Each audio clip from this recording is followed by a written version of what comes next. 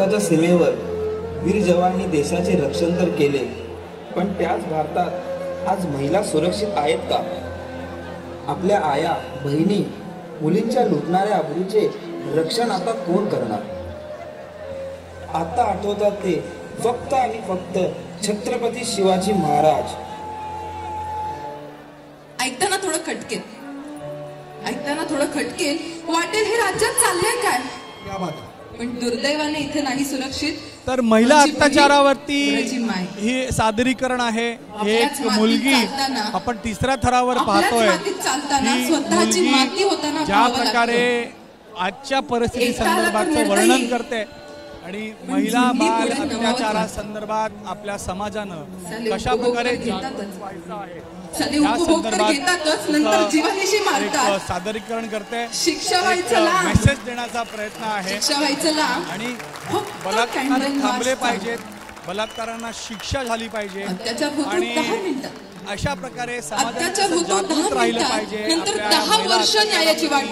महिलांना, लहान मुलींना कशा प्रकारे आपण सुरक्षित ठेवलं पाहिजे. महिला भगिनींना एक समाज म्हणून आपण केलं पाहिजे. शिवराज्याचे फक्त धडे वाचले, त्यातून धडा तर आम्ही काही घेतलाच नाही.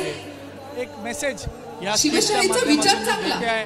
बदलापूरमध्ये झालेली घटना आणि ज्या प्रकारे अनेक घटनांची माहिती हळूहळू समोर येते. वाईट वाटतं महाराज, आपल्या समाजामधील असे काही वाईट वाटत पेपर मधल्या बातम्या वाचून फक्त पाणी डोळ्यामध्ये दाटतं. मनातली वृत्ती आपल्या महिला भगिनींना खराब करते.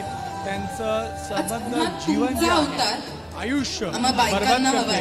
आणि यासाठी सर्व पुरुषांनी समाजानं कशा प्रकारे रक्षण करावं आणि महिलांच्या काय मागण्या आहेत इथं ही मुलगी सांगते. आणि त्याला जोरदार टाळ्या, जबरदस्त टाळ्या इथं या सर्व पुरुष गोविंदा मंडळांकडून मिळालेल्या आहेत. आणि यासाठीच आपण म्हणतो की या गोविंदांमधली जी जाणीव त्यांना झाली आहे किंवा गोविंदांमधली जी महिलाप्रती एक संवेदनशीलता आहे किंवा आदर आहे, तो आदर सर्व पुरुषांचा असावा, सर्व पुरुषांमध्ये असावा अशीच आशा ही ह्या सगळ्या महिला भगिनी इथं बाळगतायत.